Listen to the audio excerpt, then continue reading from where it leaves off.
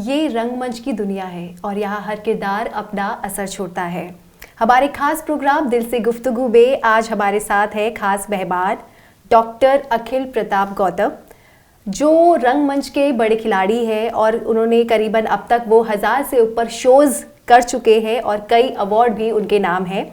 तो सबसे पहले तो बहुत बहुत स्वागत है आपका अखिल हमारे शो में। तो मैं यहाँ अपने व्यूवर्स को बता दूँ कि जो अखिल हैं वो रंगमंच के खिलाड़ी हैं और करीबन 1000 से ऊपर वो शोज़ कर चुके हैं और आज हम उनसे बातचीत करेंगे थिएटर के बारे में और उनके उस सफ़र के बारे में कि किस तरह से उन्होंने इस जो उनका ये सफ़र है इसकी शुरुआत हुई और आज भी ये जो सिलसिला है वो बदस्तूर जारी है। अखिल, तो पहला मेरा आपसे सवाल ये है कि जो थिएटर है यही फील्ड आपने क्यों चुनी, जो एक्टिंग फील्ड है वो आपने क्यों चुनी? एक्टिंग फील्ड एज सच मतलब अभी तक मैं डिस्कवर नहीं कर पाया कि ऐसे मैंने चुना इसको या इसने मुझको चुन लिया या मैं कुछ बड़े थिएटर डायरेक्टर्स हैं जो हमारे देश में उनकी गलती मात्र हूँ या मतलब समझ नहीं है। मतलब ये सिलसिला मेरा ख्याल है 2008-9 के आसपास शुरू हुआ। मैं master of journalism and mass communication कर रहा था, तो वहाँ पर मैं कुछ एंकरिंग कर लेता था या कुछ कर लेता था। तो हमारे प्रोफेसर, जो अभी मेरी वाइफ है, उस वक्त मेरी गर्लफ्रेंड थी वो संध्या, तो उन्होंने कहा कि तुम्हें थिएटर करना चाहिए। अगर एक्टिंग या ऐसे स्पीच तो इरफान खान की बोल दोगे, इससे ऐसा कुछ नहीं होगा, ऐसा सीखना पड़ता है। तो उन्होंने मुझे बताया कि नेशनल स्कूल ऑफ ड्रामा है और ये SRC है, यहाँ से ट्रेनिंग ली जा सकती है प्रॉपर। तो उस सिलसिले मतलब वहाँ से वो शुरू हुआ सिलसिला। मैं NSD गया, वहाँ पता चला कि भाई पहले तुम्हें काम करना होना चाहिए कि तुमने कुछ किया है या नहीं। जब तक हमने कुछ भी नहीं किया था, रामलीला भी नहीं की थी। और उसके बाद SRC में गया, तो वहाँ मेरा लकीली मतलब जब उनका मतलब होने वाला था कोर्स शुरू, तो वहाँ मेरा लकीली हो गया। मतलब ऐसा मुझे भी नहीं पता ऐसा क्यों हो गया। वहाँ 30 लोगों को वो लोग चुनते थे पूरे उस वक्त ऑडिशंस के बाद, और उन लोगों को ट्रेनिंग देते थे 2 साल की। तो ये था। तो उस वक्त मैं एक्चुअली बहुत परेशान था खुद से कि मैं पढ़ाई बहुत करता था। मतलब एक तो ये पहलू था इसका कि मैं SRC कैसे पहुंचा, वहाँ से जो एक सफ़र एक तरह से शुरू हुआ 2010 से। और उससे पहले मैं बड़ा खोजता था कि मुझे करना क्या है या फिर क्या करना चाहिए मन का, या फिर मेडिटेशन क्या होती है। मैं पढ़ता मतलब उस वक्त बहुत पढ़ता था, अभी तो नहीं पढ़ता। तो इस तरह गीता रामायण की ध्यान होता है, मेडिटेशन होता है। मैं पूछता रहता लोगों से कि यार कैसे ध्यान कैसे लगेगा, मतलब कैसे ऐसा होगा कि हम समय भूल जाएं या समय से परे हो जाएं, एक अलग डायमेंशन में हो जाएं। तो कहीं कुछ क्लिक नहीं हुआ। तो वो चीज़ क्लिक रिहर्सल में हुई। मतलब वो चीज़ क्लिक हुई थिएटर में। जब हम काम करते थे तो हमें पता नहीं चलता था, सभी लोगों को अंदाज़ा नहीं होता था कि हम कुछ गेम्स कर रहे हैं, एक्सरसाइज कर रहे हैं, कुछ ढूंढ रहे हैं या फिर एक दूसरे के साथ मिलकर कुछ क्रिएट कर रहे हैं। तो एक वो अलग फैसिनेटिंग सी दुनिया थी मेरे लिए। मतलब क्योंकि मैंने उससे पहले ऑफ कोर्स कुछ किया नहीं था। और वो जिसे कहते हैं वो थिएटर इस तरह से खींचता है आपको कि अगर किसी ने किया वो और उसको कुछ भी रिस्पॉन्स मिला, एक बंदे का भी जो ऑडियंस में बैठा, या किसी एक बंदे ने भी कहा कि तुमने ठीक किया, तो वो एक नशा जैसा हो जाता है। मतलब फिर ऐसा लगता है कि नहीं यार यही करना है अभी। तो मैंने बहुत सारी ऐसी चीज़ें छोड़ के, क्योंकि उस वक्त भी मैं पढ़ाने लग गया था एक स्कूल में भी, तो मुझे ऐसे काम करने का मौका मिलता चला गया। जैसे मैंने सोचा कि चलो थिएटर भी करेंगे, पहले कमाते हैं, तो थिएटर खींच लेता था कि नहीं यार ये वाला काम कर जा, फिर तू कमा लियो वैसे। तो ऐसा बड़ा होता रहा। तो बड़े लोगों के साथ में जो, अगर मैं कुछ लोगों का नाम लूँ तो श्रीकांत वर्मा एक दादा थे, मतलब ऑफ कोर्स अभी भी हैं, बहुत अच्छा काम कर रहे हैं वो। जतिन सरना, समीप सिंह सर, अतुल जस्सी, इन तरह के लोगों के साथ ऐसा अचानक से मुझे काम करने का मौका मिला आफ्टर द कोर्स। तो मेरे को लगा कि नहीं यार, मतलब वो मेरे को यही करना है, भले ही इसमें पैसे कम है। तो एक आनंद होता है ना, मतलब कुछ मज़ा आता है किसी चीज़ को करने में। तो आदमी मतलब फ्री में भी कर लेता है वो। उसे लगता है कि नहीं इसमें कुछ सेटिस्फेक्शन होना जरूरी है, आप खुद जो भी आप काम कर रहे हो। राइट। जैसे पिकासो की पेंटिंग्स अभी कितने की भी बिके हैं, पर उससे भी पिकासो को मतलब नहीं है, उसे तो मजा आ रहा था, मतलब उसे वो करने में मजा आ रहा था, भले ही वो उसको मतलब वो भले ही भूखा रहा उस वक्त रंग खरीदने के लिए भी शायद, पर उसको मजा आ रहा था तो इसलिए उसने वो किया। अभी वो कितने करोड़ के भी बिके उससे कोई मतलब नहीं है। तो कहीं गलती से या कहीं कैसे आई डोंट नो, पर अखिल इससे मैं गलती नहीं कहूंगी कि आपने जब 2008 आपने बोला का आपने जिक्र किया, 2008 में आपने शुरू किया और अब तक आप 1000 करीबन शोज आपके हो चुके हैं और वो सिलसिला अभी भी जारी है। राइट। और मेरा अगला सवाल ये है कि आपने छोटे पर्दे का भी आपने रुख किया है, तो उसका क्या एक्सपीरियंस रहा आपका? वो ऐसा था कि मैं SRC रेपेट्री में काम कर रहा था, फिर उसके बाद national school of drama repertory में गया, वहाँ रहा मैं 2-2.5 साल के करीब। तो यहाँ पर बॉम्बे में जितना अच्छा थिएटर उस वक्त हो रहा था, मतलब सॉरी दिल्ली में जितना हो रहा था वो मैंने कर लिया था, मतलब कर लिया था इन द सेंस कि हर जगह काम कर लिया था। तो फिर उसके बाद एक जुमला होता है यहाँ पर कि भाई यहाँ सीख लिया तो बॉम्बे जाओ, मतलब ऐसा लगता है कि एक्टर की अगली जो पड़ाव है वो बॉम्बे है। तो बॉम्बे में भी मैं गया था, तो वो भी एक प्ले के सिलसिले में गया था। उस प्ले के साथ साथ किसी ने ऐसा बोला वहाँ कि भाई एक ऑडिशन है, तू चला जा, तू वहाँ जाएगा तो तू क्लिक करेगा, मतलब वो ऐसा लगता है तू ऑडिशन मतलब जैसा कैरेक्टर चाहिए। तो लकीली, या तो बिगनर्स लक था या क्या था, वो लकीली मैं 20 दिन ही बॉम्बे में रहा था और मुझे वो एक ये शो काहे दिया परदेस, जो महाराष्ट्र में बहुत फेमस एक शो है, मराठी लोग उसे अच्छे से जानते हैं, बहुत ही यूनिक एक्सपेरिमेंट था वो, और उसमें मेरा लकीली हो गया। और उसके हम लगभग हमने 1.5 साल हमने शूट किया, लगभग 350-400 के एपिसोड्स के बीच में, टोटल उसका 484 एपिसोड्स हुए थे।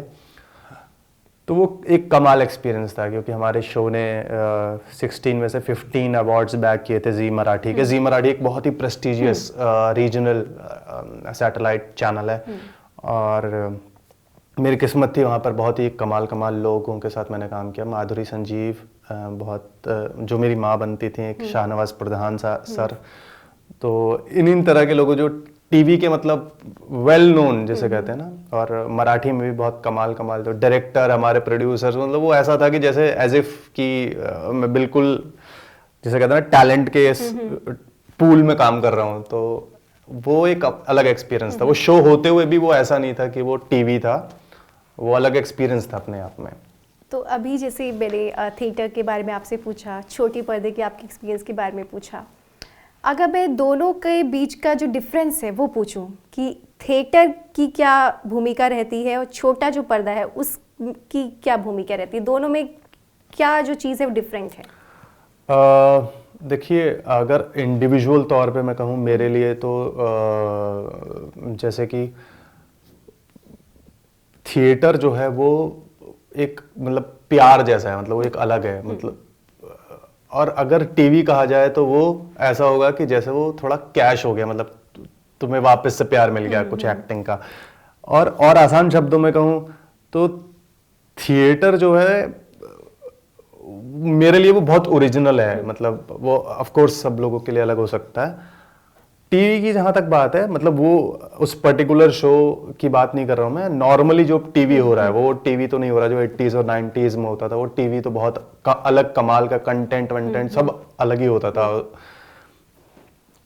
पर टीवी की एक अच्छी बात है कि उसकी रीच बहुत ज्यादा है। मैंने 2 लाइंस भी बोली अगर एक शो में, तो उसका रीच ऐसा होता था कि लोग बैठकर बात कर रहे हैं इंटरनेट पे, इसने ऐसा क्यों कहा, इसने ऐसा क्यों, मतलब वो थिएटर की रीच नहीं है। आई विश कि मेरी जिंदगी में ऐसा हो कि इंडियन थिएटर या हिंदी रंगमंच की ऐसी रीच हो कि लोग बातें कर रहे हैं कि अच्छा तूने वो नाटक देखा। मतलब ऑफ कोर्स ये महाराष्ट्र में तो है कि नाटक की रीच है, अगर कोई लिख कर जाए नाटक या खेल कर जाए उसकी रीच है, पर यहां पर नहीं है।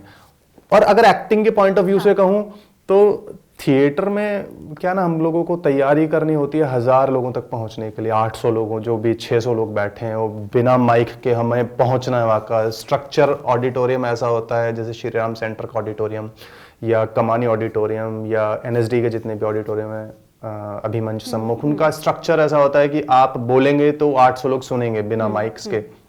पर जब हम कैमरे पे काम करते हैं तो हम काम करते हैं कैमरे के लिए, मतलब बिल्कुल उस व्यक्ति के लिए जो हमें बिल्कुल यहाँ से बैठ कर देख रहा है या पीछे से बैठ कर देख रहा है, वो हम उस व्यक्ति को ऐसा समझते हैं। तो ग्रामर चेंज हो जाती है, एक्टिंग की ग्रामर चेंज हो जाती है, बिल्कुल चेंज हो जाती है। वो बहुत ही, मतलब ऑफ कोर्स मैं तो नहीं समझा, पर वैसे भी बहुत कम लोग समझे, नवाज सर समझे या फिर इरफान साहब समझे। वो थिएटर में खेलेंगे तो अलग तरीके से खेलेंगे, और जब वो एक्टिंग कर रहे होंगे तो इतना आसानी से, मतलब ऐसे बोल देंगे कि बस कैमरे को ही सुनाई दे, या फिर कोई बंदा उसे वापस जाकर देखे इसने क्या जादू किया। तो वो ग्रामर अलग है, दोनों की ग्रामर तो अलग है। हाँ, बेसिक्स एक हैं, मतलब बेसिक्स एक हैं, तुम्हें कैसे कैरेक्टर करना है या फिर किस तरह से उसको अप्रोच करना है किसी पर्टिकुलर कैरेक्टर को, या फिर वो भाव तो एक ही रहेगा। जैसे मतलब रोना है तो थिएटर में रोना है या घर में कमरा बंद करके रोना है, भाव तो एक ही रहेगा। वो उसके जगहें बदल जाएंगी शायद। तो आई डोंट नो मैं समझा पाया नहीं, पर ये मोर और लेस ऐसा ही है। और जैसे आपने जिक्र किया थिएटर की जो आर्टिस्ट होते हैं उनकी, अगर मैं पूछूं कि एक प्ले के पीछे उसको तैयार करने में जो मेहनत होती है वो कितनी लगती है?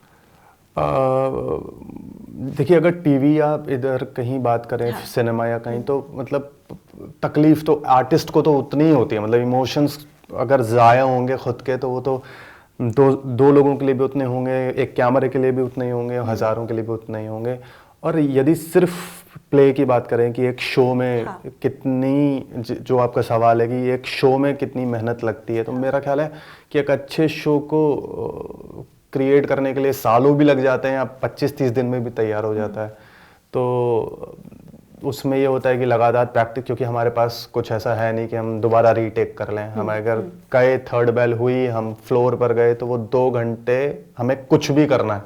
तुम लाइंस कुछ भूल गए, कुछ भी कर गए, तुम इम्प्रोवाइज करना है, कुछ भी करना है, you have to be in the character. और वो मतलब कैसे भी पता नहीं लगने देना ऑडियंस को किसने भूला है, वरना क्यों खर्च करेगी वो पैसे ना, और क्यों आएगी। तो 2 घंटे तक आपको ये नहीं पता चलने देना है कि आपका फंबल हुआ है, या आपसे कैरेक्टर छूटा है, या आपसे कुछ सीन का कुछ इंपॉर्टेंट इंफॉर्मेशन छूटा है। उसकी तैयारी के लिए 30 दिन लग जाएंगे। 30 दिन आप सुबह से लेके शाम तक, रात तक, बल्कि 24 घंटे करना ही होगा कि कुछ तो ऐसा हो जिससे मतलब मेरी ऑथेंटिक लगे, मेरा कैरेक्टर ठीक लगे, ऐसा ना लगे कि फूहड़पना लगे या थोपा हुआ लगे।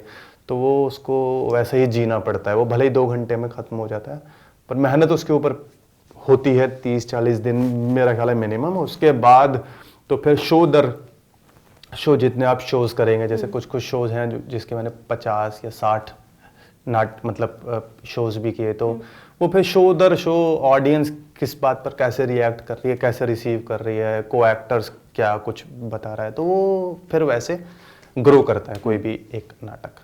अब जैसे एक सवाल और मेरा है आपसे कि हर किसी का एक होता है ना, आपने कई सारे जो प्लेस किए हैं, उसका कोई स्पेशल कैरेक्टर हो जो आपको बहुत इंस्पायर किया गया हो, मतलब बहुत ज़्यादा आपके करीब हो? ऐसे चुनना तो थोड़ा मुश्किल होता है ना, क्योंकि मैंने 35 या 36 कैरेक्टर्स किए होंगे स्टेज पर ऐसे चुनना थोड़ा मुश्किल रहता है कि किसी एक पर्टिकुलर एक मखसूस से किरदार को आप कहो कि भाई ये स्टैंड आउट कैरेक्टर है, ये मैंने अद्भुत किया, ऐसा तो है नहीं।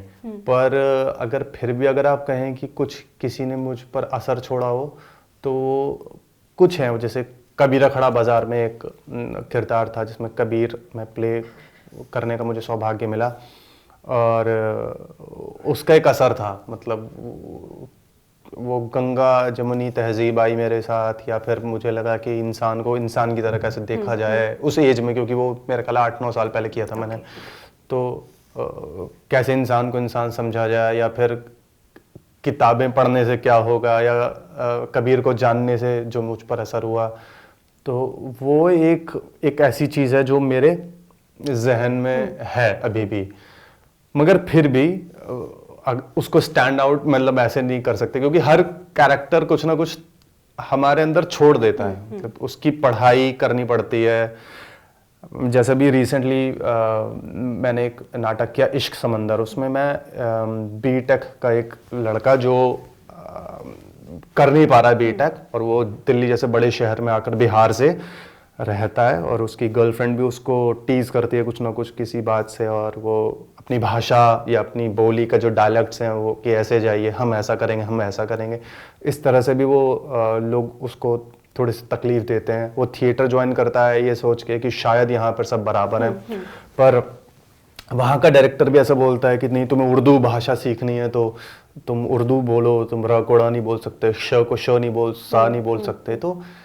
वो बहुत खराब फील करता है कि यार मैं तो मतलब इस शहर में, तो वो एक प्ले बड़े अच्छे तरीके से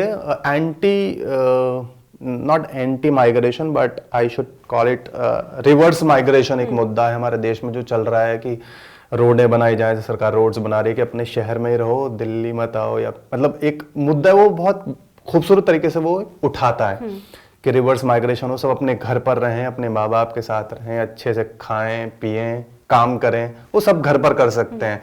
तो वो लड़का के थ्रू राइटर ने ऐसे उठाया है मुद्दा कि सब अपने घर पे अच्छे से रहें, भले कुछ पैसे कम मिल जाएं, सपने छोटे हो जाएं, पर खुश रहें। तो वो एक असर छोड़ कर गया मेरे ऊपर, मतलब वो क्योंकि उसकी पढ़ाई करनी पड़ी और वो कुछ कुछ ऐसा जानना पड़ा लोगों को, तो ऐसा अब दुख होता है कि कुछ लोगों को जब मैं देखता हूँ बाहर से आए हुए हैं, काम करते हैं, तो ऐसा लगता है कि काश ये घर पर होते तो अच्छा रहता, ये खुश रहते, बजाय इसके कि मेट्रो में जाएं आएं और खुद भी तकलीफ झेलें, वीडियो कॉल पे बात करें, मायूस रहें पूरे दिन भर। वही मतलब सबको ऐसे लिबर्टी नहीं मिलती जैसे उस लड़के को उस कैरेक्टर में मिली कि वो वहाँ जाता है, मस्त नाटक करता है, अपना पढ़ाता है बच्चों को, आनंद से खेती करता, मजे उड़ाता है। तो उसकी गर्लफ्रेंड भी उसमें रम जाती है और वो भी उसका फिर वो साथ देती है। आखिर में वो वहीं उसके बिहार के एक लड़के की कहानी थी।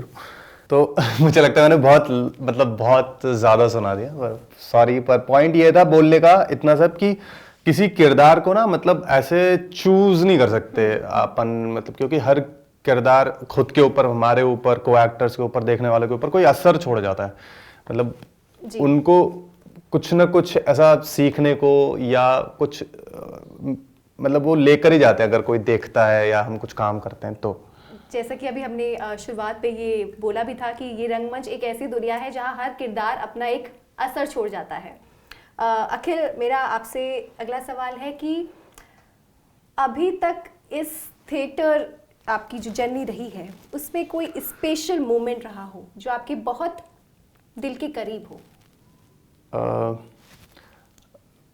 इसमें दो तीन चीज़ें हैं, जैसे कि एक तो नेशनल स्कूल ऑफ ड्रामा में होना, एनएसडी रेपेट्री में होना, क्योंकि वो इस देश की प्रेस्टिजियस रेपेट्री है। रेपेट्री एक उस संस्था को कहते हैं, रंगमंडल, जहाँ पे प्रोफेशनल ग्रुप ऑफ एक्टर्स काम करते हैं कुछ खास समय के लिए, 1 साल 2 साल के लिए। तो उसमें होना एक वो था, मुझे ऐसा लगता है कि वो मेरे लिए एक बड़ी बात थी। और उस वक्त मैं सीरियसली नहीं ले रहा था थिएटर को, मुझे लग रहा था कि चलो ऐसे ही शायद फ्लूक है कि होता जा रहा है। पर एनएसडी में होना, जब जो हमारे सामने डायरेक्टर्स बैठे थे उन लोगों को शायद अच्छा लगा और वो उन्होंने सेलेक्ट किया जिन्होंने पद्मश्री मिला हुआ है, किसी को कुछ मिला हुआ है, और उनको देख के हम वैसे ही बहुत मेस्मराइज्ड रहते हैं कि यार ये कमाल लोगों के साथ काम करने को मिल जाए। फिर उनके साथ ही हम 2-3 साल काम कर रहे हैं, तो वो एक कमाल एक्सपीरियंस था और वहाँ बहुत कुछ सीखने को मिला, एनएसडी में भी, एसआरसी में भी। और इसके अलावा एक जी सिने स्टार एक वो था शो था, जी सिने स्टार की खोज, वो 2 ही बार हुआ है अभी तक। तो उसमें मैं ऑलमोस्ट फाइनलिस्ट, मतलब टॉप 12 बॉयज तक पहुंचा था। तो वहाँ अनुराग बासु साहब ने मुझसे कहा था कि तुम यहाँ आखिरी समय में जब तुम निकल रहे हो यहाँ से, निकालते हैं तुम्हें, वो सब रोते हैं ना, ऐसा होता है ना रियलिटी शो में। तो उन्होंने कहा था यार तुम संजीदा कलाकार हो, तुम एक्टिंग मत छोड़ना, तुम यहाँ से आगे नहीं जा रहे हो फॉर सम रीजन, पर एक्टिंग मत छोड़ना। तो मुझे लगा कि यार अच्छा ऐसे बोल रहे हैं। और विक्टर सर एक हैं, विजय कृष्णाचार्य, धूम 3 उन्होंने बनाई है, हम उन्हें विक्टर सर कहते हैं। तो उनके एक इंटरव्यू में एक नेशनल न्यूज़पेपर के इंटरव्यू में उन्होंने कहा, उनसे पूछा जब किसी ने कि तुमने धूम 4 डायरेक्ट किया आमिर खान साहब को लेकर, तुम्हें यहाँ पर इस तरह जज कर रहे हैं, इससे मतलब ऐसा क्यों किया? तो कहा मैं बड़ा खुश हूँ कि मैंने जज किया कि मुझे एक नाम उन्होंने और लिया और एक अखिल प्रताप गौतम जैसे लोग मिले यहाँ पर। तो मैं ऑफ कोर्स ऐसा कुछ संपर्क नहीं था उनसे, पर मैंने एकाएक, क्योंकि मुझे अखबार पढ़ने का शौक है, तो मैंने अचानक से पढ़ा तो मैंने कहा यार मेरा नाम बोला हुआ इन्होंने। तो वो एक ऐसा था कि जैसे सार्थक हो गया और रहना और कुछ अर्थपूर्ण हमने किया, या फिर वही एक चीज़ें हैं जो अर्निंग्स होती हैं लाइफ में। और तीसरा एक ये बोल सकते हैं, अभी मैंने किरदार किया राम का। ये थे जनकपुरी में एक रामलीला होती है बड़े लेवल पर, मटियानी सर थे जो भी गुजर गए, वो पंकज कपूर साहब के बैचमेट थे एनएसडी से। उन्होंने एक डिज़ाइन किया बड़ा कमाल रामलीला जो 3.5 घंटे में हो जाती है, उस एक शो की तरह करते हैं हम। तो उसमें राम का किरदार किया, तो मुझे बड़ी खुशी है, मतलब मेरी किस्मत है कि मैंने राम का किरदार किया इस देश में। और राम का किरदार थोड़ी देर के लिए भी राम होना एक अपने आप में एक अलग अनुभूति थी, वो कि मेरी जिंदगी सफल हो गई हो जैसे। तो वो 3 चीजें ये आपके स्पेशल मोमेंट्स हैं। हाँ। और साथ ही साथ ये ना कि इस थिएटर जर्नी में आपकी फैमिली का सपोर्ट क्या रहा है, कितना इम्पोर्टेंट है उनका सपोर्ट? फैमिली का सपोर्ट ही है, मतलब फैमिली की सपोर्ट की वजह से ही कर पा रहे हैं, ऐसा है। वो मेरी वाइफ संध्या हो, चाहे मेरी बच्ची हो Siya, she is 11 now, and मेरी माँ और मेरे पिताजी, मतलब सभी को अच्छा लगता है कि मैं अगर स्टेज पे काम करता हूँ। और मतलब मैं खुश नसीब समझता हूँ अपने आप को कि वो लोग चाहते हैं कि मैं ये करता रहूँ। मेरी सीरियसली खुशकिस्मती है, क्योंकि बहुत से लोग ऐसे हैं जो बहुत ही कमाल एक्टर हैं, कमाल का टैलेंट है उनमें, और वो कमाल का टैलेंट है और प्लस वो छोड़ देते हैं किसी ना किसी वजह से थिएटर को। तो बस ये मेरी किस्मत ही है कि मेरी वाइफ एक्चुअली बहुत ही सपोर्ट करती है। वो HOD है एक कॉलेज में, और मुझे वो सीरियसली बहुत कहती रहती है कि तुम कुछ करते हो तो अच्छा लगता है स्टेज पे। हाँ, वो मतलब वो कुछ ना कुछ ऐसा बोलती रहती है मुझको कि मेरे को ऐसा लगता है कि नहीं यार, अभी शायद इसको मैं अच्छे से इंप्रेस नहीं कर पाया, कुछ और कमाल काम करके दिखाता हूँ स्टेज पर, तो वो खुश हो जाए जिससे देखकर कि अच्छा मेरा पति ये भी कर सकता है। तो ऐसा है, वरना तो घर की मुर्गी दाल बराबर वाला सीन होता है ना। तो वो मेरी खुद से लड़ाई है कि ये मुझे पति मानती रहे, ऐसा है। अखिल, अब जैसे आप रंगमंच के खिलाड़ी हैं, तो हम कुछ प्लेस की जो झलक है, उनके कुछ जो डायलॉग्स है, हम आपसे सुनना चाहेंगे यहाँ पे। ओके, तो वो जो, पर मैंने वो थिएटर की तरह रियाज किया है उनका, पर पता नहीं वो यहाँ पर वो इस स्पेस के लिए ठीक है नहीं, पर भी मैं कोशिश करता हूँ कि बिकॉज दिस इज कैमरा। तो रिसेंटली मैंने जो प्ले किया है समंदर, उसमें वो डायरेक्टर मुझे ये सिखाते हैं। तो अभी मैं ऐसा इमेजिन करता हूँ कि वो मैं सीख गया हूँ। उस प्ले में नहीं सीख पाया था मैं, तो वैसा मैं बोलने की कोशिश करता हूँ। तो ये मजनू का किरदार है, ये रेगिस्तान में ढूंढ रहा है लैला को। तो मैं कोशिश करता हूँ, ऐ मेरे सहराई दोस्तों, तुमने अपना तर्ज मुआशरत क्यों बदल दिया? मैं तो लैला का दीवाना हूं, तो तुम क्या दीवानों की भी दीवाने हो? मैं जब रोता हूं तो तुम आह-सर्द भरते हो, मैं जिधर जाता हूं तुम साथ साथ चलते हो। जाओ जाओ जाओ जाओ, ये वफादारी अपनी लैला को सुतलाओ, मुझे भूल गई उसे मेरी याद दिलाओ। कहो, मेरी जुबान बनकर कहो कि दश्ते जुनू का शहजादा मजनू तेरी फिराक में बेकरार है। मेरी लैला से कह देना अगर हो उस तरफ जाना, कि मन मन ढूंढता फिरता है तुझको तेरा दीवाना। अगर तैयार हो दोस्तों तुम साथ ले आना, जुबा बनकर मेरी वरना दरे लैला पे चिल्लाना।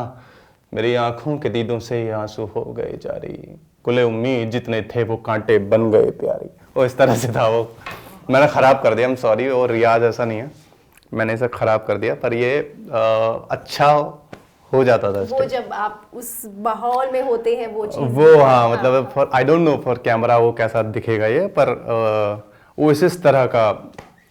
एक और स्पीच मैं बोलता हूँ, मुझे बड़ी पसंद है। वो इडिपस की एक स्पीच है, ये मैं थिएटर वाली ही बता रहा हूँ ना, कुछ नॉर्मल वाली नहीं बता रहा हूँ ना। तो एडिपस एक राजा है, जो एडिपस कॉम्प्लेक्स भी हम के नाम से मशहूर है, वो साइकोलॉजी में एक टर्म। तो 2-2,500 साल पहले एडिपस राजा अपनी माँ से बात कर रहा है, योकास्टा। तो वो ऐसा कोशिश करता हूँ मैं बोलने की, मैं सच कह रहा हूँ योकास्टा। जब मैं उस जगह पहुंचा जहाँ 3 रास्ते मिलते हैं, तो मैंने उस सरदार को देखा जिसके पीछे घोड़ा गाड़ी थी, जिसमें उसी शक्ल शबाहत का इंसान बैठा था जिसका जिक्र तुमने मुझसे किया था। रहनुमा ने बड़ी बदतमीजी से मुझसे बात की। उसके मालिक ने भी तौहीन-आमेज़ अल्फाज इस्तेमाल किए। गाड़ीबान ने मुझे एक तरफ धकेला, मैंने गुस्से में उसे मार गिराया। उसका बूढ़ा मालिक पैनी नजरों से मुझे घूरता रहा और जब मैं उसके पास से गुजरा तो गाड़ीबान से हथियार लेकर उसने मुझ पर वार किया। लेकिन उससे पहले ही मैंने डंडे का भरपूर हाथ मारा और वो बेजान होकर गाड़ी के बाहर आ गिरा। गुस्से की शिद्दत से मैंने बाकी साथियों को भी मौत के घाट उतार दिया। अगर उस मकतूल अजनबी की रगों में बहने वाला खून लायस का था, तो मुझसे बदनसीब इंसान इस दुनिया में कौन होगा? वो मैं ही हूंगा, सिर्फ मैं, जिसे कोई शख्स पनाह नहीं देगा, कोई शख्स ना वो पयाम नहीं करेगा और अपनी दी हुई बद्दुआएं मुझी पर नाजिल होंगी। मेरे इन नापाक हाथों ने उसके शरीक हयात को छुआ। यह हाथ गुनाहगार है, मैं गुनाहगार हूं, मेरा पूरा वजूद गुनाहगार है। मैं अपने घर से दूर, वालिदैन से दूर, मुल्क की सरजमी से दूर चला आया ताकि जिंदगी अता करने वाली वालिदा को बीवी न बना सकूं, अपने वालिद मोहतरम पौलुस इसके खून से अपने हाथ में रखूं। वो आसमानी ताकत हो, मेरी जिंदगी में ऐसा दिन आने से पहले मुझे सफाए हस्ती से मिटा दो, मिटा दो। ओ सॉरी, ये बड़ा I am sorry, oh I am sorry, ये थोड़ा ऑफ कोर्स ये थोड़ा अलग स्टाइल में है, सो वो और मतलब लोगों को एनर्जी मिले जो बैठे हुए हैं। तो ऑफ कोर्स मैंने इसे कोशिश कम करने की according to the camera and according to the level, पर वो कभी कभी वो हाथ में होता नहीं। ऑफ कोर्स मुझे आता भी नहीं है वो करना। अब जैसे अभी आपने मेरा तो अभी जिस ये सब आपने जो ये करके दिखाया, मेरे दिमाग में एकदम से सवाल आया कि जो थिएटर में आना चाहते हैं, कौन सी ऐसी बारीकियां हैं जिनको उनको ध्यान रखने की जरूरत है? उनको आप क्या कहना चाहेंगे? उनके लिए मैं ये कि एक तो पढ़ना बहुत जरूरी है ना। ऐसा लगता है लोगों को कि पढ़ाई छोड़ते हैं एक्टिंग करते हैं, ऐसा होता नहीं है। उसमें ज्यादा पढ़ना पड़ता है। मतलब आप देखेंगे एजुकेटेड एक्टर्स जो हैं हमारी इंडस्ट्री में भी हैं, थिएटर में भी हैं, वो अलग स्टैंड आउट करते हैं कि इसने पढ़ा हुआ है भाई।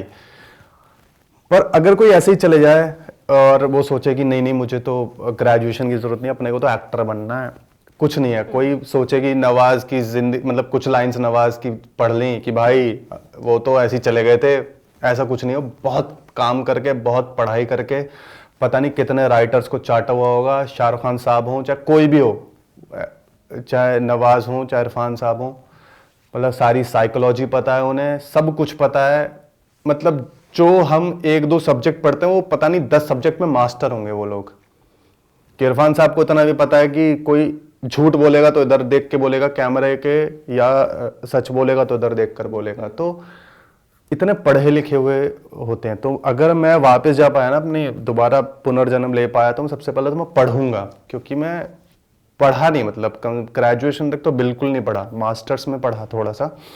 तो मैं पढ़ूंगा, अच्छे से अपनी हिस्ट्री को जानूंगा। जैसे हम कुतुब मीनार देखने चले जाएं, हुमायूं का मकबरा देखने चले जाएं, हम जाएंगे बुद्धुओं की तरह देख कर आ जाएंगे। पर कोई पढ़ा लिखा व्यक्ति देखेगा उसको, जिसको आर्किटेक्ट की नॉलेज होगी, हिस्ट्री की नॉलेज होगी, जिसे पता होगा रंगों का क्या असर है, या धूप किस तरह से, ज्योग्राफी या क्यों बना, तो वो अलग तरीके से उन चीज़ों को देखेगा, परसीव करेगा। फिर अगर उसको पोर्ट्रे करना होगा कोई कैरेक्टर, तो वो अलग तरीके से करेगा। तो मुझे लगता है कि पढ़ना सबसे ज़्यादा ज़रूरी है। उसके बाद तो बाकी अगर चीज़ों की कुछ नॉलेज हो तो वो बेहतर है, कि किस तरह से डायलेक्ट्स बोले जाएं, या फिर किस तरह से किसी का प्रोनाउंसिएशन है, या भाषाई ज्ञान हो, और कम्युनिकेटर अच्छा हो, और उसको थोड़ा बहुत डांस आता हो, गाना आता हो। स्टेज के लिए गाना इम्पॉर्टेंट है एक, क्योंकि वहाँ पे प्लेबैक नहीं होता है।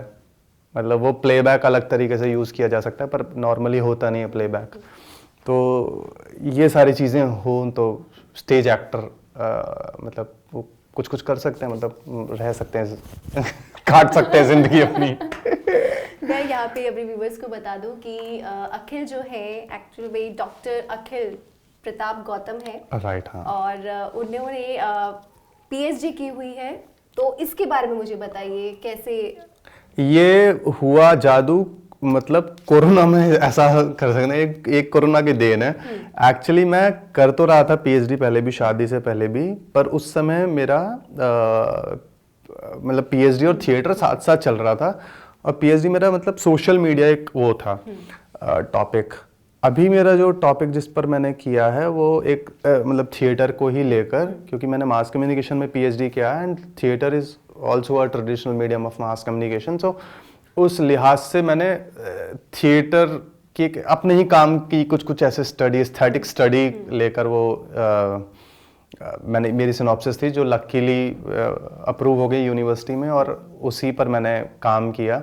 और कोरोना बहुत इसमें हेल्पफुल हुआ, क्योंकि लॉकडाउन हो गया, घर पे रहने लगे हम लोग, लिखने तो लग ही गए, और फिर जितना भी मेरा काम था उसको क्रमबद्ध कर दिया एक तरह से ना। उसमें संध्या ने मेरी बड़ी मदद की, क्योंकि वो पीएचडी हो चुकी थी, और इसके अलावा जिसे कहते हैं कि उसको पेपर्स लिखने का, जर्नल छपने का, उसको बड़ा अंदाज़ा इन चीज़ों का। तो उसने बड़ी हेल्प की कि किसी चीज़ को किस तरह से वैसे लिखा जाए कि जो वो फॉर्मली लोग डाइजेस्ट कर पाएँ। तो वो धीरे धीरे अपने काम को क्रमबद्ध किया। जितने भी मैं बातें कर पाया लोगों से उस समय, अपने को एक्टर्स, डायरेक्टर्स, या उन लोग जिन्होंने मुझे एज अ ऑडियंस देखा है या एज एन एक्टर देखा है, या मैंने जो नाटक देखे हैं, तो उसको एक क्वालिटेटिव रिसर्च करके एक वो मैंने अपनी थीसिस लिखी, और वो लकीली वो एक अलग तरीके की स्टडी थी मास कम्युनिकेशन में थिएटर को मिलाकर। तो आसानी से, मतलब आसानी तो नहीं, मतलब वाट तो लग गई उसे करने में, पर कोरोना की वजह से हो गया। क्योंकि कोरोना में, क्योंकि हमारा काम ऐसा है, थिएटर वो सबसे पहले बंद होता था, सबसे आखिर में खोलता था, क्योंकि बेसिक चीज़ें पहले पूरी हो लोगों की। उसके मतलब एंटरटेनिंग जितने भी स्टेज या ऑडिटोरियम्स या फिल्म्स की जितने भी, सबसे पहले बंद होता था। हमारा याद है कि 24 मार्च से तो देश में लॉकडाउन लगा, हमारा 14 मार्च को शो था दिल्ली में, वो सबसे पहले बंद हुआ। तो और सबसे आखिर में खुलता था, मतलब सब कुछ खुल जाएगा तब आखिर में ऑडिटोरियम्स खुलते थे। तो बहुत खाली थे इस वक्त, तो शायद उसकी वजह से, मतलब ब्लेसिंग्स इन डिस्गाइज जैसे कहते हैं, तो वो हो गया। और यहाँ पे मैं बता दूँ कि रंगमंच के अपने हुनर को लेकर अखिल को कई अवार्ड से भी नवाजा गया है। और मैं यहाँ पे अखिल आपसे जानना चाहूँगी कि अभी मौजूदा हालात जो है उसमें थिएटर इंडस्ट्री जो है उसकी क्या सिचुएशन है, और कैसे इसको और बेहतर हम कर सकते हैं। थिएटर दिल्ली में तो थोड़ा मतलब अभी तो फिर भी ठीक है, पर बहुत ही ऑलमोस्ट हाशिए पर ही है। हिंदी रंगमंच तो और भी ज़्यादा, वरना हम लोग बाहर जाते हैं जब शोज़ करने, तो जैसे महाराष्ट्र में जो भी मराठी रंगमंच है, या कोलकाता का, या केरला का, फॉर दैट मैटर कर्नाटका का भी, मतलब ये रीजनल जितने भी हैं वो इतना कमाल काम करते हैं, और आराम से मतलब एक्टर, डायरेक्टर जिंदा रह सकता है। पर यहाँ बहुत मुश्किल है। दिल्ली में अगर आप ऑडिटोरियम करेंगे एक शो करने के लिए, तो 70-80 हज़ार वो चाहिए, फिर उसके बाद एक्टर्स को देना, फिर उसके बाद डायरेक्टर भी कुछ फीस हो गई, या फिर प्रोडक्शन कॉस्ट निकाल, बड़ा मुश्किल हो जाता है। और कोई 1000 रुपये की टिकट लेगा नहीं, 300 लोग, 400 लोग आ भी जाएंगे, 1000 की कोई टिकट नहीं लेता। दिल्ली में एक और कल्चर ये है कि ऑडियंस भी, जिसे कहते हैं, इतनी एजुकेटेड नहीं है। एजुकेटेड इस तरह से, इस लिहाज से नहीं है कि आप कभी भी शो करेंगे तो आपको बोलेंगे कि पासेस दे दो, है ना। कोई ऐसा नहीं होगा कि जो टिकट खरीद ले जाकर। तो अगर वो लोग टिकट भी खरीदने लगे तो शायद आसानी हो जाएगी एक्टर्स के लिए, डायरेक्टर्स के लिए, सिंगर्स के लिए और थिएटर के लिए। पर वहीं हम देखते हैं बॉम्बे में क्या होता है। जैसे बॉम्बे का पृथ्वी, हम जब भी शो करते हैं तो 40-60 के बेसिस पे वो अपना ऑडी दे देता है कि अगर आपको 1000 रुपये मिल रहे हैं तो आप हमें 400 रुपये दे दीजिए, वो रखिए। तो उसमें अपनी जेब से नहीं लगाना होता है। यहाँ पर बड़ा मुश्किल है। और वहाँ 4-4, 6-6 शोज़ होते हैं, मतलब एक दिन में। यहाँ दिन में एक शो होगा 6:30 बजे, 7 बजे। उसमें भी जैसे कॉलेज के बच्चे नहीं आ पाएंगे, स्कूल के बच्चे नहीं आ पाएंगे। अगर हम 3 बजे, 12 बजे ऐसे लगा पाए, मुझे नहीं पता वो लॉजिस्टिकली क्या प्रॉब्लम्स हैं, या तो वो दिल्ली की परेशानी है, या सरकार की परेशानी है, या केंद्र सरकार की परेशानी है, या ऑडिटोरियम्स की कुछ लिमिटेशंस, आई डोंट नो वो क्यों है ऐसा। क्यों चाहे तो यहाँ भी कर सकते हैं ऑडिटोरियम, 12 बजे भी कर सकते हैं, 3 बजे भी एक शो कर सकते हैं। ज़्यादा जितने शोज़ होंगे वो एज एन एक्टर भी ग्रो होता है, डायरेक्टर भी ग्रो होता है, ऑडियंस भी रिच होती है, वो सबका उसमें फ़ायदा होता है। तो वो यहाँ कम हो रहा है। मतलब आई होप अगर कभी ऐसा हो पाए जैसा बाकी के देश में हमारे होता है।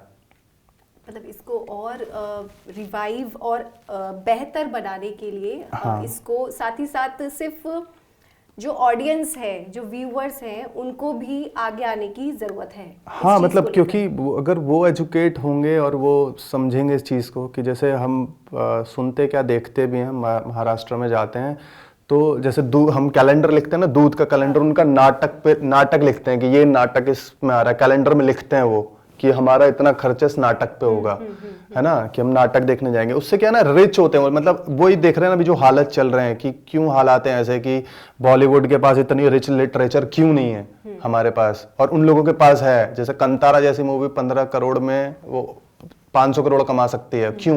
क्योंकि वो रूट से जुड़े हैं, उनके पास कल्चर इतनी रिच है, उनकी लिटरेचर इतनी रिच है कि वो दिखाएंगे तो हमारे लिए ऐसा अद्भुत लग रहा है वो, पर उनके लिए वो अद्भुत नहीं है। वो तो अपनी बस रूट से, उन्होंने तो एक कहानी गई है। हमारे गांव में भी है वो कहानी। हमारे गांव में देवता नहीं पूछते क्या? सबके गांव में देवता होते हैं, सब हम पूजा पाठ करते हैं, पर वो रूट से जुड़े हुए हैं, वो कल्चर से जुड़े हुए हैं। पर हम लोग मतलब अलग से हो गए थोड़ा। दिल्ली में ना कुछ अलग हो गए कि ये भी मिल जाए, चलो इस बार कोरिया का मिल जाए। अब कोरिया चल रहा है, हमारे टाइम पे अमेरिकन चल रहा था, अभी साउथ कोरिया का पॉप चल रहा है। तो बाहर मतलब हम दूसरे लोगों पर रिच हो रहे हैं, मतलब खुद से रिच नहीं हो रहे हैं। मतलब वो भी चीज़ ठीक है, मतलब हमको ऑफ कोर्स हर चीज़ की अच्छाइयाँ देखनी चाहिए, पर वही बात है कि कल्चरली जब तक हम रिच नहीं होंगे, जब तक मुझे नहीं लगता कि थिएटर दिल्ली में, मतलब इस बेल्ट में, हिंदी बेल्ट में, वो इतना रिच हो पाएगा जितना उसे होना चाहिए और जितना उसमें बल है होने का। यहाँ पे मेरा एक और सवाल आपसे है कि थिएटर, जो लोग बहुत बड़े नाम है थिएटर के, उनमें से कोई आपका आइडल हो जिसे आप बहुत फॉलो करते हो या मानते हो? कुछ हैं। एक नहीं है। हाँ। सबसे पहले तो जहन में नाम आता है जिनके साथ मैंने काम किया, वो श्रीकांत वर्मा, समीप सिंह सर और जतिन सरना, अतुल जस्सी जी, और एक महेंद्र मेवाती सर हैं, वो अभी नहीं है हमारे बीच। वो कमाल एक्टर, मतलब उस कमाल ये सभी लोग थे, पर वो एक थिएटर रंगमंच में एक ऐसा नाम है महेंद्र मेवाती कि कोई भी मतलब जो थिएटर कर रहा है वो जानेगा, वो कहीं का भी हो। तो उनको तो बस हमने देखा ही है, मतलब उनकी तो वीडियोस ही देखी हैं। मतलब ऐसा रूबरू काम करने का मेरी बदकिस्मती थी, कभी ऐसा मौका नहीं मिला उनके साथ। तो वो एक ऐसे थे कि मतलब जहाँ वो देख लें वहाँ तालियां, जहाँ वो हाथ उठा दें वहाँ तालियां। मतलब स्टार थिएटर के, उनका नाम होगा पोस्टर में तो लाइन लगेगी।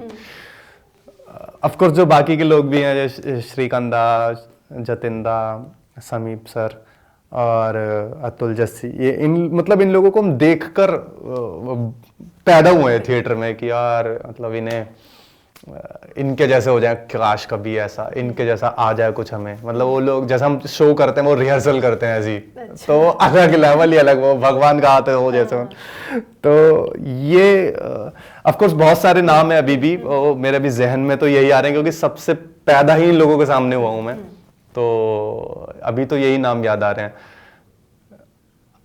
वरना बहुत से थिएटर डायरेक्टर्स ऐसे हैं और जिनके साथ मैंने काम भी किया। तानिश हुसैन, पूर्वा नरेश, वामन केंद्रे सर, त्रिपुरारी शर्मा मैम, मतलब राजेंद्र नाथ जी, मतलब ये सब ऐसे कि पद्मश्री काइंड ऑफ लोग। तो ये तो ऑफ कोर्स मुझे अच्छे से जानते भी नहीं होंगे, मतलब कि मैं इन्हें एडमायर करता हूँ, पर मेरी खुशकिस्मती थी कि इनके डायरेक्शन में मैंने काम किया। तो ये हैं कुछ नाम। अखिल, आप हमारे DNA 24 में आए और हमसे अपनी बातें शेयर करी, तो हमारी टीम की ओर से, DNA 24 की टीम की ओर से एक छोटा सा गिफ्ट आपके लिए। तो मेरा सौभाग्य है आना। Thank you so much. मेरा सौभाग्य है आना। रख देता हूं उसको। Thank you for calling me. जो है आपके आसपास, आपके शहर का खास, वो दिखाएगा आपको DNN 24, आपका अपना डिजिटल न्यूज नेटवर्क। तो फिर कीजिए लाइक, सब्सक्राइब और फॉलो।